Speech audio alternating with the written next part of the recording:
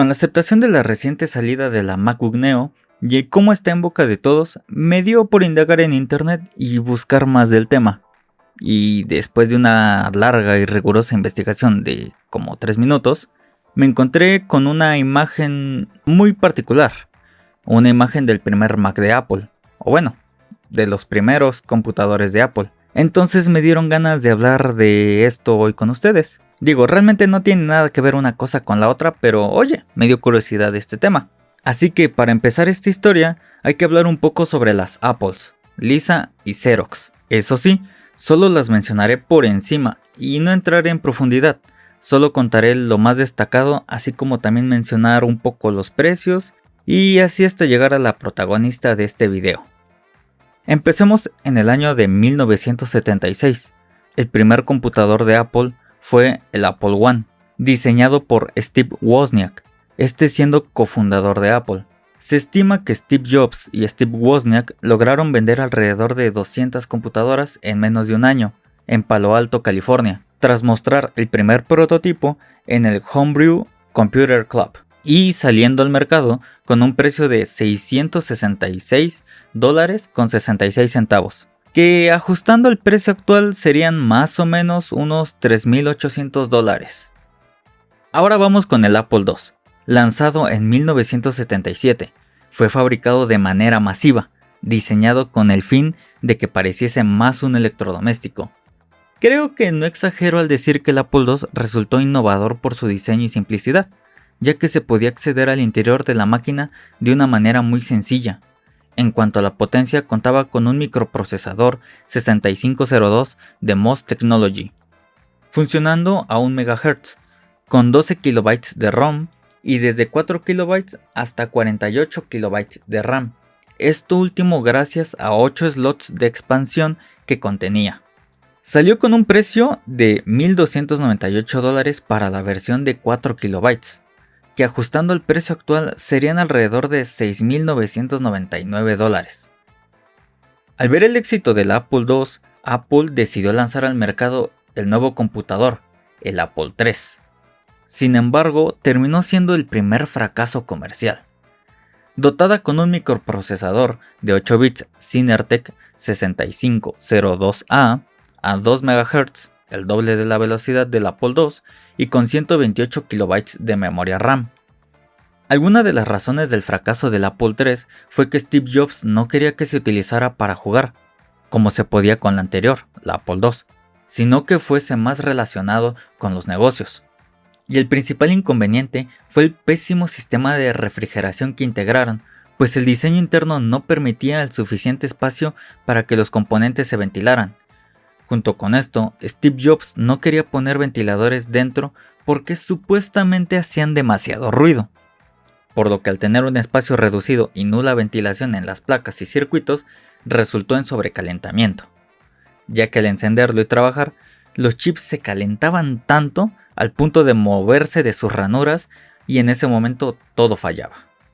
Este computador, con todos esos problemas, salió al mercado con un precio que variaba entre $3,495 y $3,815, que ajustados al precio actual serían aproximadamente $13,860 a $15,129.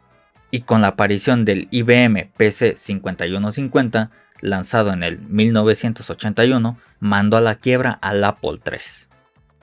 Ahora vamos a 1983, y con eso el lanzamiento de Apple Lisa. Se cree que le pusieron ese nombre, yo incluido, por la hija de Steve Jobs, Lisa Brennan Jobs, una hija con la que tuvo una relación extremadamente conflictiva, aunque Apple dijo que Lisa significaba Local Integrated System Architecture, o algo como arquitectura de sistema integrado local. Realmente el proyecto Lisa fue iniciado en 1978, pero en el 1979, exactamente un año después, bajo negociaciones entre Apple y Xerox, llegaron a un acuerdo, en el cual Steve Jobs pudo visitar las oficinas de Xerox PARC, en Palo Alto. En esa visita, a Steve Jobs se le mostraron varias cosas interesantes, pero las tres principales fueron la programación orientada a objetos, un sistema de interconexión de red de computadoras y la que cautivó a Jobs, fue la interfaz gráfica de usuario. En esa visita Jobs pudo observar el prototipo de la computadora de Xerox PARC, que al salir al mercado fue nombrada Xerox Stark, esta siendo un fracaso comercial, pero que Apple tomó como un referente al desarrollar su interfaz de usuario, y también tomaron de este computador el concepto de mouse, mejorándolo para el Apple Lisa. Según informes, en 1982, Steve Jobs fue forzado a abandonar el proyecto de Lisa, ya que era más un problema que un apoyo en el desarrollo, así tomando el cargo del pequeño proyecto llamado Macintosh. Aunque la gente piense lo contrario, Lisa fue una computadora avanzada e innovadora para su época, pionera en avances tecnológicos. Sin embargo, al momento de su salida, fue un rotundo fracaso. ¿El motivo? Bugs y errores en su sistema operativo. Y el problema principal fue su precio, pues Lisa costaba $9,995 de ese momento, que actualmente serían $32,793. Ahora sí, después de tantos minutos hablando de las computadoras de Apple, por fin llegamos a la Macintosh. Y así, el 24 de enero de 1984 fue el lanzamiento de la primera Mac, la Apple Macintosh 128K, iniciando como un modelo que buscaba distanciarse de Lisa, presentándose como una computadora para todos, más fácil de usar. Este proyecto fue dirigido de una forma confidencial por Jeff Raskin, teniendo como borrador un computador all-in-one o todo en uno que incluía monitor y el teclado, además de que debía estar equipado con una pantalla de 9 pulgadas ofreciendo imágenes en blanco y negro. Claro, sin dejar de lado que también contaba con un mouse y la tan querida por Steve Jobs interfaz gráfica de usuario. Este combo permitía usar el sistema operativo de manera visual e intuitiva, sin la necesidad de escribir comandos en una consola. Ahora, el nombre de 128K lo recibió porque contaba con 128 KB de memoria RAM, y en cuanto a los componentes que este computador contenía, son que contaban con una ROM de 64 KB e iban a una velocidad de 8 MHz, gracias al procesador llamado Motorola 68000, siendo el mismo que el del Apple Lisa, además de una pequeña pantalla con resolución de 512 x 342 píxeles. Eso sí, la RAM resultó una limitante, pues no podía ser expandible. Aun con limitaciones, su impacto fue prácticamente inmediato, esto gracias a su facilidad de uso y diseño. El debut en 1984 de la Macintosh se hizo junto a un comercial televisivo, dirigido por Ridley Scott, presentándose en un medio tiempo del Super Bowl. Dicho anuncio contó con una inversión de $1,5 millones, que ajustados a la inflación serían $4,7 millones. Dicho comercial utilizaba una heroína sin nombre que representaba la llegada de los Macintosh, como una forma de salvar a la humanidad de la conformidad que las computadoras de IBM daban, y así intentaban dominar la industria de la tecnología e informática. Aquí me salgo un poco del guión para decir que este último sinceramente lo busqué en foros de internet, y eso es lo que dicen que significa el comercial. Y bueno, poniendo un poco de atención, uno puede llegar a captar que el anuncio es una referencia al libro llamado 1984 de George Orwell. Algunas personas conocen esta novela con el nombre de El Gran Hermano, y honestamente debo admitir que tuve que buscar de qué iba la novela para entender bien las referencias. De todas formas, el video del comercial lo pondré en la descripción o en los comentarios para que ustedes lo puedan ver mejor. Y si no está es porque simplemente no supe ponerlo.